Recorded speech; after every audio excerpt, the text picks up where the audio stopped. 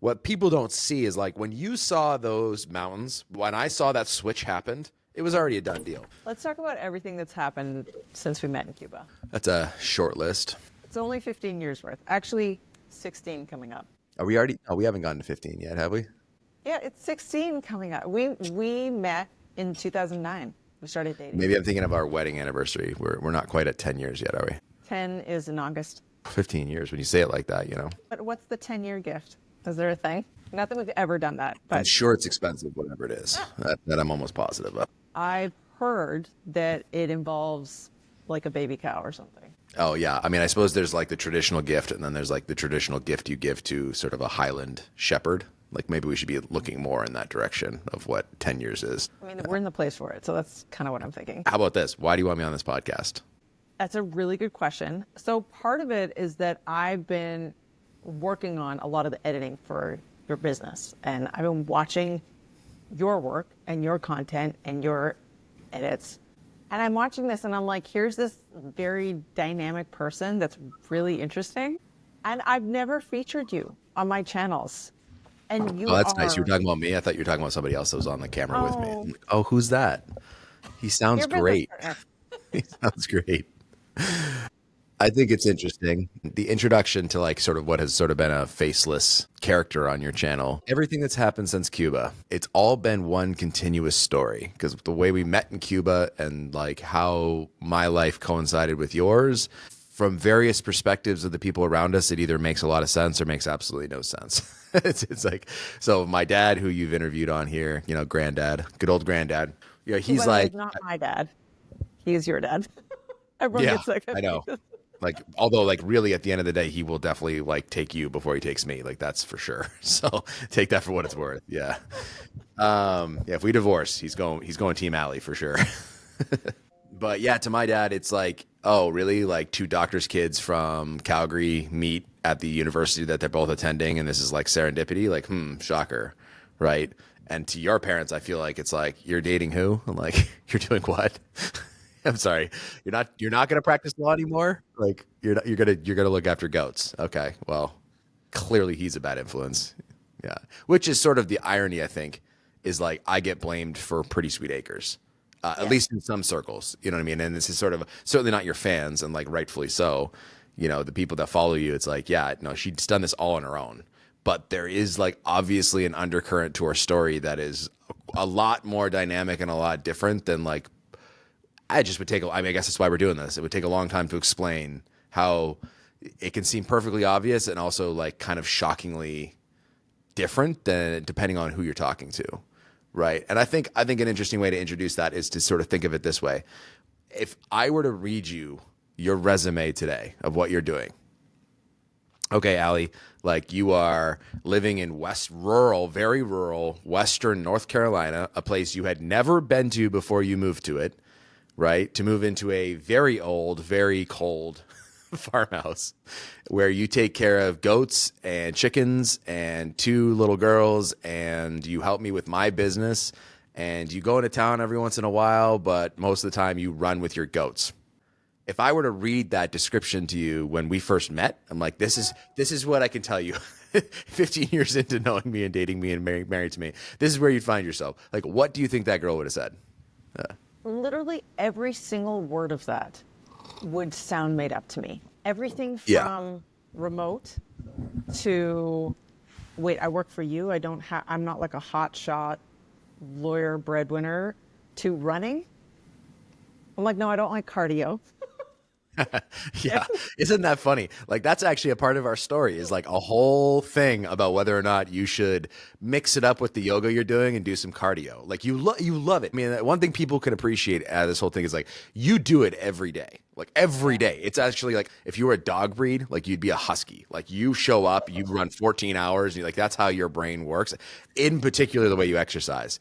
And you know, when we were like the early days, I mean, Christ, for the first like 10 years, pretty much, like you were every day on yoga. I mean, you went to yoga retreats, like you took that seriously, and you're very, very good at it. Actually, you should post some more yoga stuff. You should do like goat yoga. You should show people, like people would be blown away if they saw how advanced your yoga practice is. It's actually impressive. It is. You're like, it's kind of the kung fu of yoga. I mean, she's up there in what she can do with her moves and stuff. Yeah, I mean that was a huge thing in our relationship, was like when I suggested that perhaps you want to try cardio, like you had this like sort of idea in your mind that you're not the kind of person who does cardio. It's probably the best way I could describe it. It's like you could appreciate, like, it was, the resistance was not like the actual running. It was like an idea of yourself that stopped you from trying it.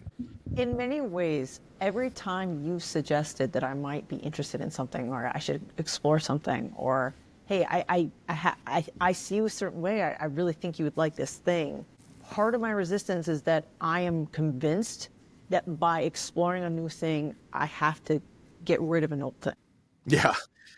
You're definitely a zero sum kind of gal in a lot of ways, for sure, which is interesting. It's just, yeah. I mean, I think a lot of people, when you know, until you get your notion challenged, like you roll with it. I don't know. That's definitely one thing about being with me that you're going to find is, and if anybody who knows me knows this is true, it's just like, I will probably not let you just put the blinders on and go try and do it. It's certainly not if you're with me every day. It's like, hey, well, here's an idea. Like, you might love spin. It's like sort of the dance club equivalent of cardio. I think you're going to love it. I hear great things about it. No, I think I cried when you told me that. I was like, you have emotional reactions in a very odd way to a lot of things. That one is like, I offended you by suggesting cardio, but like, again, it was just sort of like a change, it's just one of those things that, and I think that's a testament to our relationship in a lot of ways, is like, you look at how we even started, how we even met, really. And that's, the title of the show for all of our Queens friends, they know, is like, you and I met in Cuba. Right. We did. Like a bus trip to Havana is where you and I really started talking. And, my best man and one of my best friends of all time, Dave Wright, took a classic photo of us sitting on that bench, you remember?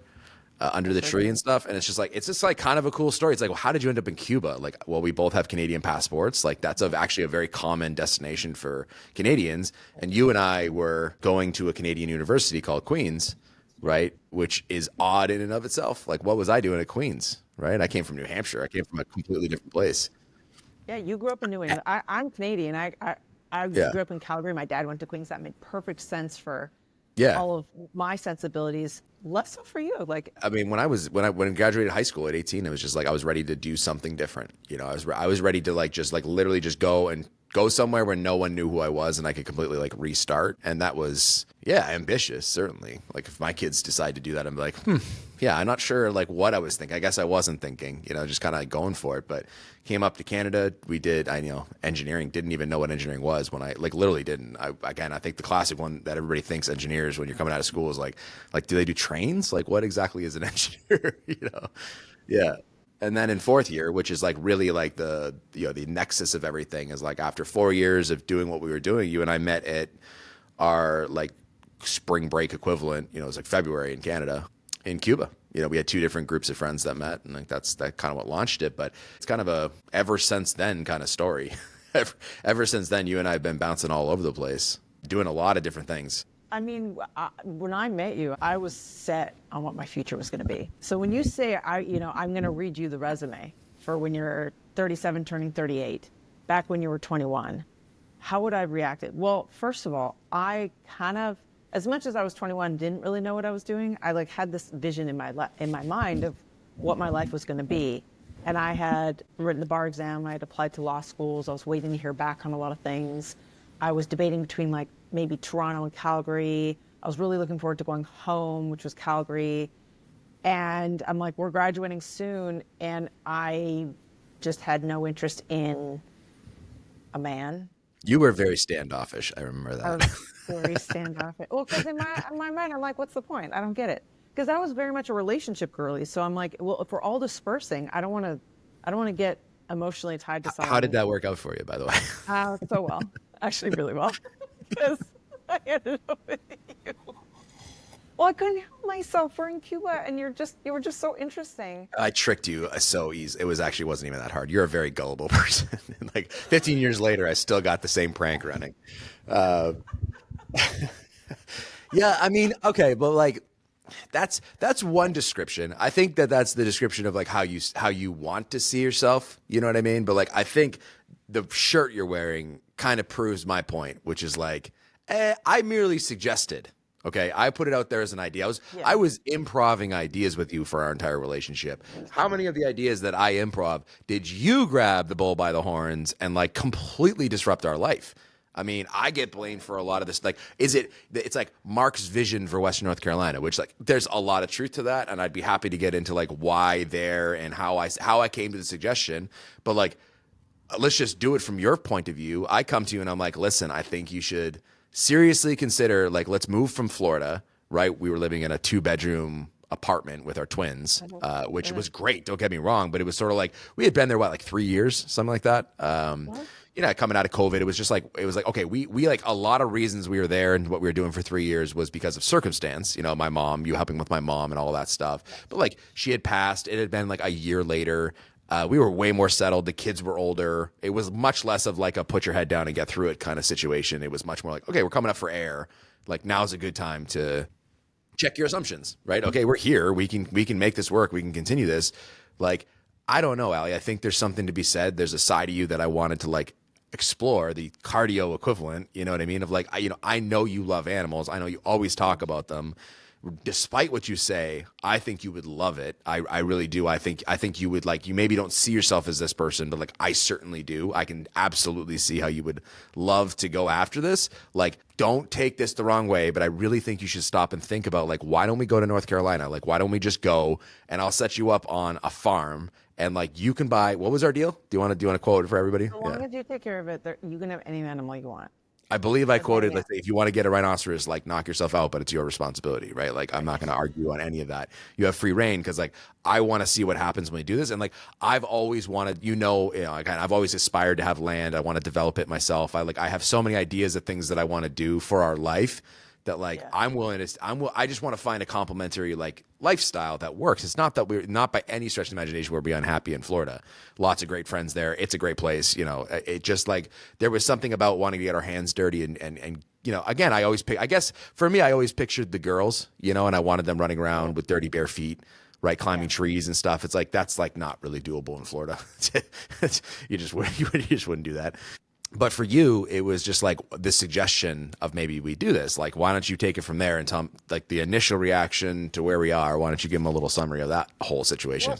Well, to understand my reaction, which was initially negative, you have to understand that there was a huge transition moving from Canada to Florida, first of all. Not just the fact that we moved countries and the paperwork and all that. It's also my development as a person. Because I went from, like, we were dinks, dual income. I was kind of doing like what my family or my parents expected me to do. I was a lawyer, and we had our miracle babies, right? Because we weren't sure if we were going to be able to have kids. Yeah. The best, yeah. The best. You're like, hey, maybe we should go spend some time with my mom because she can't travel to see us. That was the first time I took your small idea and like grabbed it and was like, this is what we're doing. And I made you go home and pack up Calgary.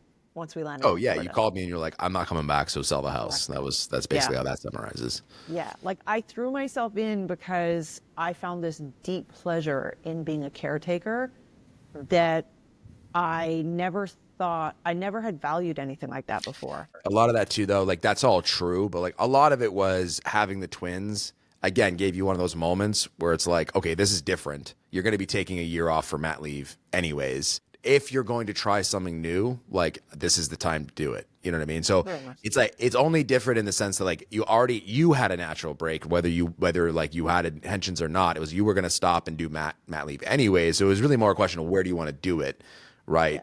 Than a real commitment to something that you couldn't come back from, But there was a point where partway through that first year where I submitted my retirement. I'm like, we're not going back. Yeah, but that was COVID too, though, wasn't it? Or was that still pre-COVID?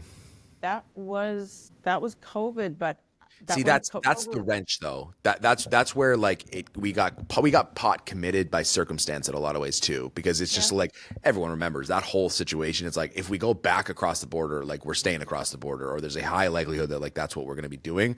If we stay on this side of the border, we're staying on this side of the border. We had to choose, and like. Again, another one of those instances that I think we should clear the air for everybody who's wondering is like, I wouldn't have minded going back. I love Calgary. I have no issue living there, except for one thing, which is I've always wanted to come back to the States. That like in my mind, I'd always long term had this plan to like, I would like to go to the States. Not the least of which is just like it's a bigger country with more to explore. Right. And I like earning US dollars. Like that was it was like two things that when we were serious about starting a business, I kind of wanted to like move operations to the States. We had that dual citizenship, so like it would make sense to use it. But for you were the one that didn't want to go back to Calgary. I mean, you were the one that made sure that door closed because of you in my mind, from my memory. And a lot of it was because I really wanted to dive head deep into like this new version of myself, to understand who I was and what I valued and what made me me, without the influence of like the culture I grew up in. And I didn't believe I could do that if I went back. Preaching to the choir on this one. I left New Hampshire at 18 specifically to go do exactly what you're describing. So like, I get it. I really do. And it makes sense. I guess what I'm really just trying to say is like, yeah, a lot of that was like circumstance though. It was like the twins and then COVID. The reason North Carolina is interesting is there was zero circumstance. So here I am, right? I'm a new person. I'm in Florida. And even though, okay, your mom had passed and we're all kind of in like, well, what are we doing next? And how are we going to raise the girls and all these things? And you come with this idea of land in North Carolina. My fear, it's the same thing as with the yoga cardio discussion. If you move me to North Carolina, somehow I'm going to lose this like newfound me. Instead of, hey, newfound me, you can actually expand on it and it can be even better than you can imagine. So there was a resistance at first.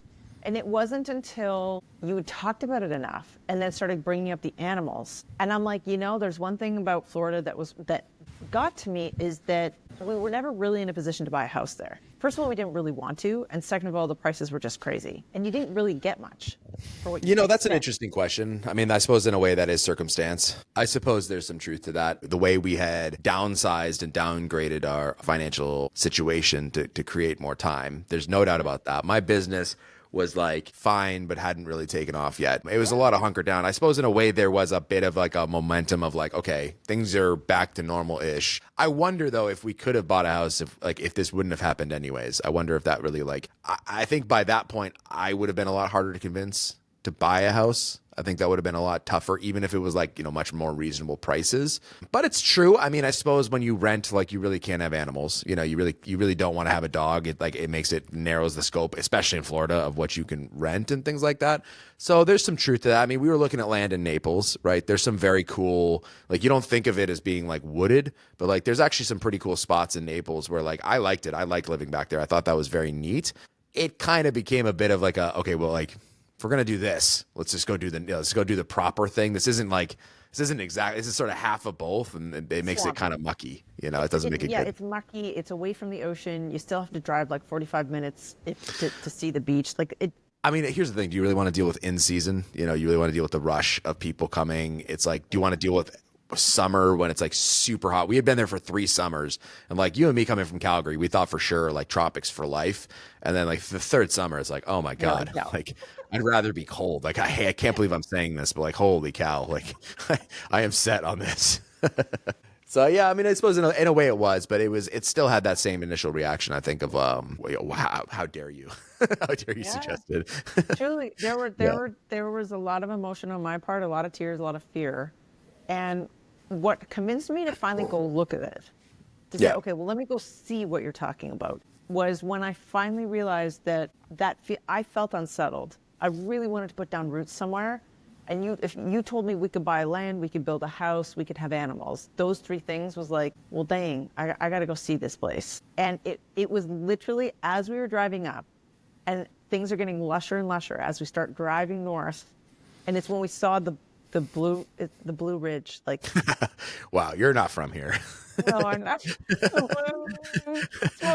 the thing. Yeah, the Blue Ridge Mountains for sure. Blue Ridge Mountains that I turned to you jokingly and said, you have to go back and pack up our stuff because we're not going. I will definitely attest to like you, as we got headed north, as we were doing this, I kept looking over to you and I'm just like, what do you think? Like for me, it was exactly what I want. I grew up in New England. Like I love the woods. I do. It's one of those things that just like speaks to me. And there's something really very, very cool about the Smoky Mountains. Like it just like you get close and you're just like, there's just like sort of a mystique especially the first time you've seen it. It's just like, I don't know. It's a really, really interesting place. I've always really liked it. I've really love the idea of exploring it. But yeah, I think you were sold. I think you're right. There's certain points in the highway where like you're not seeing any mountains, and then you crest a hill, and then there they are. And I think you were sold. And then that was when we stayed with in Mary's place, right? No, not yet. That's when we stayed in Waynesville, and it was Oh, that right. Just yard. like in the double wide. Yeah. Yeah, yeah, In the double double or wide something. behind a auto mechanic is where we were in Yeah, Waynesville. Yeah. but watching the girls frolic in grass, there's no real grass in Florida. I don't know what Nah. that, it's some kind of weed. Like, you can't like go play in the grass in Florida. That's not what you do. But they were playing in the grass, they were picking berries, there was butterflies everywhere, and they were playing with a sprinkler. And that, I'm like, I need this. Yeah, you could My see it. soul That needs is it. true. A lot of it was sort of like when we watched the kids, we could see like what kind of upbringing do we want. And again, nothing wrong with Florida. Like there's lots of activities and things you could do, but for certainly for me, and I know like once you saw that for you, it's like it's fun to think of like putting them in sledding gear and going sledding. It's like it's fun to think of them like playing in the Hiking. pool and like and going on hikes and like how much I think it's way more diverse the outdoor activity which you can do in North Carolina. It's just it's way more right there for you. You don't have to work so hard to get it. And I think that spoke to both of us. I think that was, I wonder if the kids hadn't been in it, like would we have been as interested in doing it? I think so. At this point, I think definitely. I think it's definitely Yeah. worked out for us. At that point, I wonder, but it's nice that it sold you for sure. Yeah. Yeah, it did. And then, so I'm very interested in now you're starting to seriously look at land. That's when we started to look at properties, and you actually went to the land we bought. I didn't make it because the girls kind of had a meltdown. They were That's like, right. We were checking out a few properties, and then it was like that much further. And like that, Yeah. again, that is something that's kind of an interesting part of the story because it speaks to like how you changed and like in this whole perspective of like what the land was. One of the biggest considerations I had, because I had done a couple road trips with my dad, who's very interested in the project. I'm sure he's talked about it, but like very interested in, and invested in the project. Thought it was really cool. So he and I would always go look at land. We'd done like I think 2 trips. Maybe one. I think maybe this was I can't remember, but we had certainly been talking about it forever, looking on Zillow, all these things. And one of the biggest considerations that I had no real way of addressing was proximity to a grocery store, which for you is like, and again, I kind of don't disagree. It's like your reach to civilization. It's like if you can do grocery stores, it's like you're not giving up a whole lot. If you have to store food all of a sudden or like drive far, like that's a whole separate world that like I don't think you've ever considered. And like there was a lot of anxiety about like the idea of like, well, but what happened? Because I mean, you're not wrong. Like you're kind of trapped if we do it that far. It's like there's not like an easy way for me to answer that.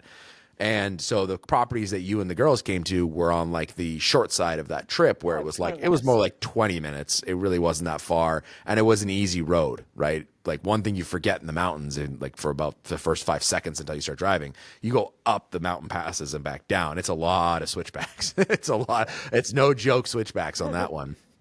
Right. So for me, a lot of it was like trying to make sure that we could sort of have sort of a foot in both camps, which like was really tricky. It almost worked against the project a lot of ways because it's like, well, the kind of thing I'm looking for doesn't have close proximity kind of by definition, right? That's kind of the point of it.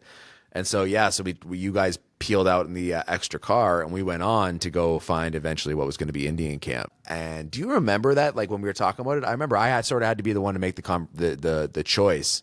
And I remember thinking to myself, you know what? Let's just do it. What's the difference? Your dad and I decided, I don't know why, we decided this was your project Yeah. and you had to decide. At that time, we hadn't even fully committed to moving here. We just said, we're going to buy land as a family and play with it and see what happens. Maybe it's a summer place. I don't know. Or maybe we develop it and sell it. I don't know. And you're like, okay, there's 2 properties we're looking at. And one was 20 minutes away. That was McCracken. McCracken? Yeah. And one was 45 minutes away. And that was Indian Camp. Yeah. And Indian Camp, it was like the Shire. It was like, Oh, it's hard. It's hard to describe that, like the feeling you get when you're on that piece of property. It really has a very, very unique feel. it does. I hadn't seen it. No, And no, we you bought were it without you kind even of seeing it. asking my opinion. You were like running it past me. How do you feel about a longer drive? What does this look like? And I realized at that time I didn't feel qualified to have an opinion, but I knew from extrapolating what I had already seen that I had a feeling I would just love it no matter what. I really did.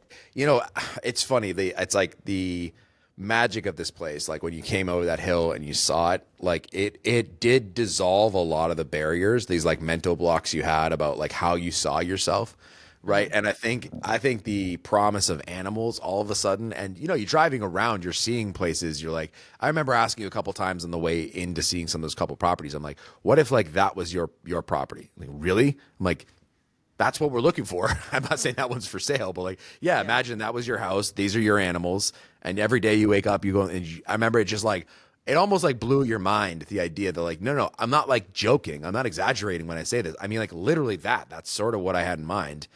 And you're like, can we really? And it's like, you and a few other people I know have this sort of like rule book on life of like, are you allowed to? It's like, yeah. I don't know. Is there somebody we have to get a permission slip from? I'm not sure, but yes, I'm pretty confident if we want to move there, we can. Yeah. Because our generation grew up with parents, for the most part, who were like, no, you can't get a dog.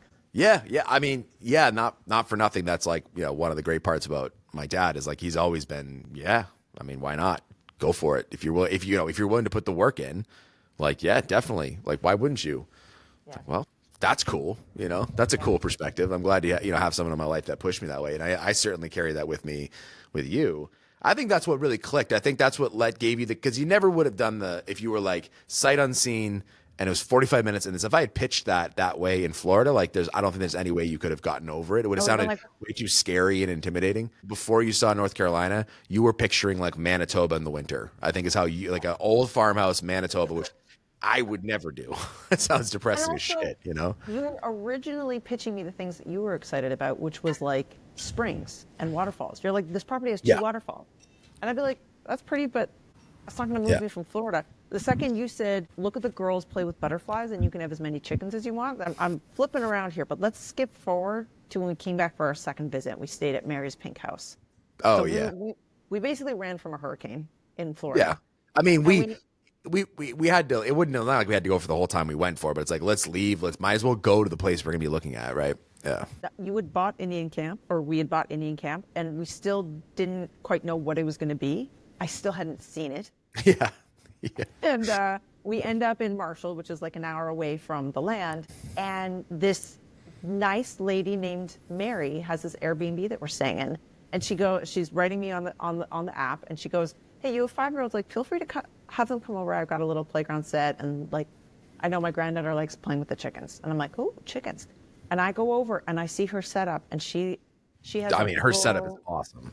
It's beautiful. Awesome. Like her daughter's a permaculture expert. Like they had this gorgeous garden. And the land itself is beautiful. I mean, it's hard to miss in this area, but like it's not. What's fun about it is like you can't really see it from the road. You really do have to like kind of walk it a bit. Hers is like when you get back at the back of that house, it's absolutely beautiful. Yeah. Well, and if any of you guys follow my channel, you know I'm obsessed with these little orange Nankin chickens, these little heritage breed. They're like this big, they're super tiny. And she's my chicken dealer now. Like, we're still friends. And she just basically scoops one up and like lets the girls pet it. And we go collect eggs, and the girls are walking around with their little basket full of eggs. And my heart is just going like, this could be forever. We could have this if we move here. And we already had the land, and there wasn't a house on it or any development. That trip, I signed a lease in Marshall. You did. I'm like, we're coming here. Yeah, it pretty much I mean, it was not like the Marshall House was nice, but it worked, and it was honestly, we checked like 3 boxes, and we're like, okay, fine, let's do it. I mean, let's commit to it, and like again, this is where the story changes from like me buying land you hadn't seen, which is sort of like the highlight of this whole thing. What people don't see is like when you saw those mountains, when I saw that switch happened, it was already a done deal. It was just a matter of like what we're doing, and then almost everything you experienced from that point on like made it accelerate on jet fuel. It was like all of a sudden, like for me, I wasn't really like for me, I bought the land because it was something I would be more than happy to road trip to and build out slowly. It was thought of as like, it's a 12-hour drive. I'm like, I'll do it. I don't mind because I'll just go up and camp, and like it'll be a cool way to get away from Florida and do what I want, and I can take my time with it, and like it's fine if you want to stay here. Man, the second you got your hands on the vision, the second it just like touched your soul, which like I agree, Mary's house, like it was autumn. It was absolutely stunning. Our little girls were like absolutely loving running around outside and like exploring nature, and like finding sticks and like just all the stuff that you would never do in Florida, right? And it was like it was just very, very clear to me that if I was like, hey, I just bought this house, like we're staying here, like you wouldn't have even mentioned it. You would have been like, this is perfect. Because we sort of figured it would be good to be close. If we really want to develop it, it'd be good to be close to like we came up with all the reasons why it's practical to move up to North Carolina, but we didn't have to do it that way. You didn't And need to even be your talking dad was about it. like, why don't you just wait till the summer? Like, why don't you enjoy Florida? You're gonna go in the coldest month there. Why don't you just enjoy Florida winter? But when I set my heart on raising the girls there and moving our family there, I'm like, I can't wait. I agree. I mean, we went in December, didn't we? Like late December. We went in December during an Arctic blast. Yeah. And we arrived, and then like 2 days later, this Arctic blast came through. All of Yeah. our pipes freezed, our well pump broke, and we were without water for 2 weeks. And Yeah. that was our introduction to North Carolina. Absolutely, it was. It was like jump right into it. That's been pretty consistent too. It was like you're always dealing with something. Gotten stuck a couple of times with our cars. Like had to run from a flood. Right? Yeah, hurricane. Yeah, hurricane. All kinds of things happen. So if I were, okay, I'll ask you this question. I mean, you recognize that I have a love of animals and you thought I would really thrive here. Has anything surprised you then about the last 2 years of us being here in terms of? Yeah, definitely. I'm genuinely surprised what an effect it's had on you in the best way possible. Yeah, like it just brought out sort of like I don't know how to describe it. It's like all of a sudden it was your plan. And like that was like never true for law. I just never believed that like honestly, like law doesn't fit your personality. You're not really a lawyer. You were good at it. Don't get me wrong. Like you were it's not like you're not talented. You run my books in our business. You're very good at that kind of work.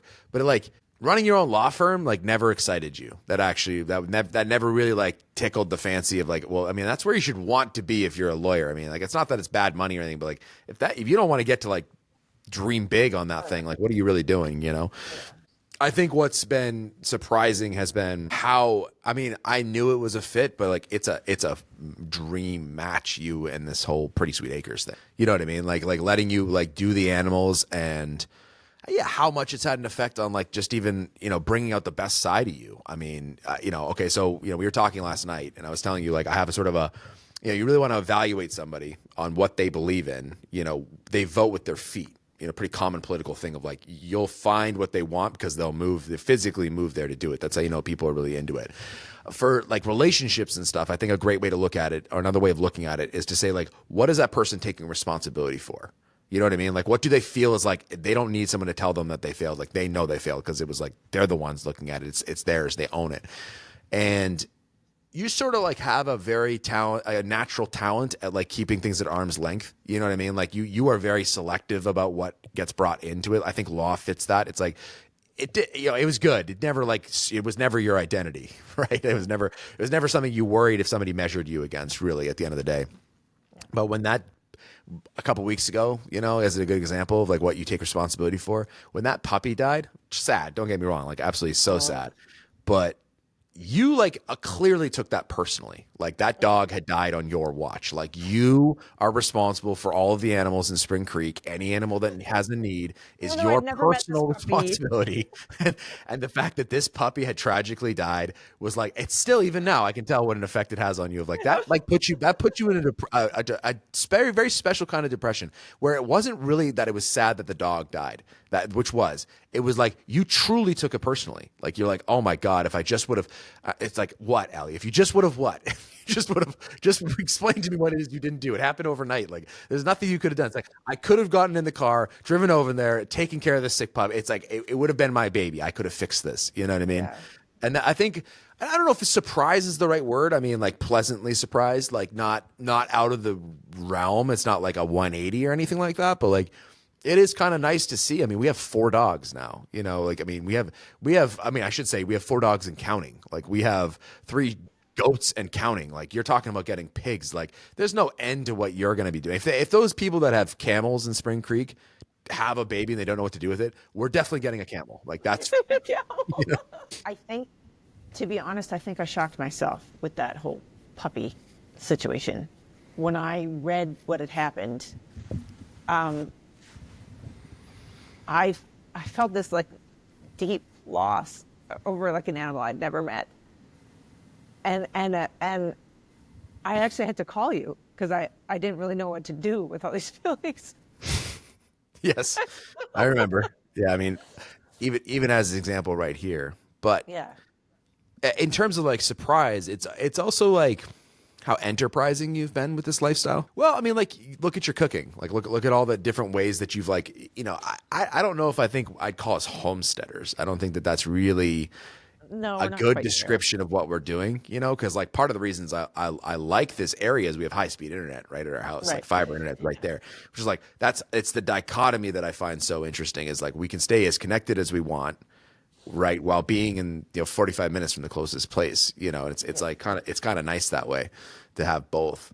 So I don't know that I'd say that we're really homesteaders, but like there's definitely like obviously we draw what we want from that, and like you've been very enterprising in finding all your new diet, and then finding a local source of the beef, and then finding the local. I mean, what did you just buy? You bought like 50 pounds of pork, right? For I local did. pork. Yeah. That's like, Yeah. man, I will say this, that surprises me. Like you always talk about farm fresh, and you talk Yeah. about like fresh eggs and all this like meat that's like done right by you. You know what I mean? None of that. Like I don't know the details of it, but it's just sort of like it's about as pure as it gets. In terms of them just feeding them grass and all the Quality organics and and everything. yeah. I'm genuinely surprised how much better it is. That surprises me. Yeah. The meat tastes different. The texture is It's different. The taste is night and different. day. Like really don't even need to like sort of get into it. It's like that pork, those ribs you make from the local. Oh my God, like next level. And then yeah, just totally different. That surprises me. And the way you've sort of taken the initiative on that, and that like we're not like so far from a grocery store that like making a run in to get something is a big deal. It's like what, half hour basically. You do have to go over the mountain pass, so when it snows and stuff like that, it's like it is more difficult to get to. But I don't think that's really ever come up as like an issue. If we don't go one day, we just pick a day in the week and we go do it. But you've done a really good job at like managing a freezer, right? Like keeping us well stocked, well provisioned, like sort of like just thinking about like how that schedule's got to go and what it's going to look like. Yeah, you have to plan ahead. Yeah, I don't know if I'd say I guess I'm not surprised that you're good at it. I am surprised how much you're enjoying it. Yeah, how like that's actually sort of a feature for us living this way is like just lets you cook differently. You lets you buy a lot of local meat at a better price, right? Which makes better food. It's just kind of like actually it's a better way of doing it than going to the grocery store every day because like look at what we've been able to source. And it makes us all feel better. I mean, Oh yeah, look at how definitely. the girls are very verbal when they have tummy aches. And Yeah, I wonder like where they I get will that make from. them, Yeah. and I will make them, like a store-bought Kraft Dinner mac and cheese. And then I will make my noodles from scratch and higher quality milk and this and that. And they can eat bowls and bowls and bowls of it. And it's like, no tummy ache, no problem. You've talked about how you've lost weight, how you're feeling a lot better now that I've been like upping my cooking game.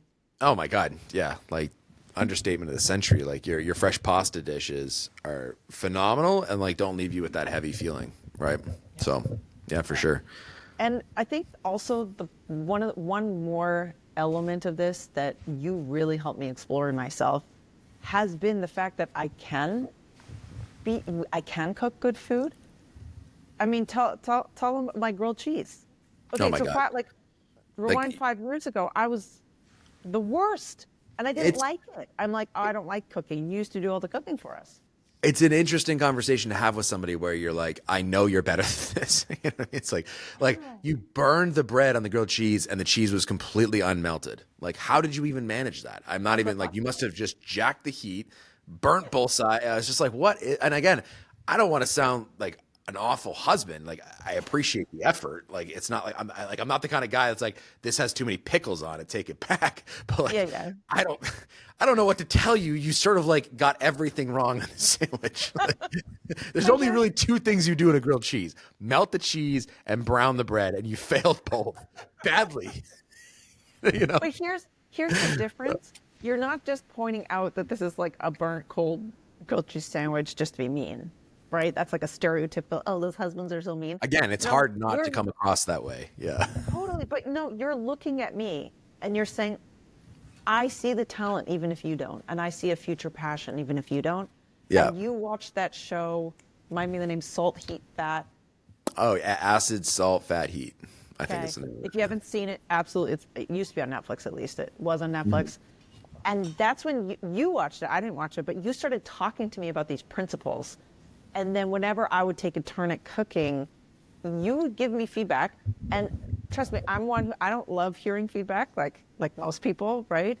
But I finally started to listen, and it really, when we moved here, and I started to get inspired by all of these like social media content creators, and I'm like, well, I want to bake focaccia and and you kept talking about like how good homemade pasta is. I'm like, well, it can't be that hard.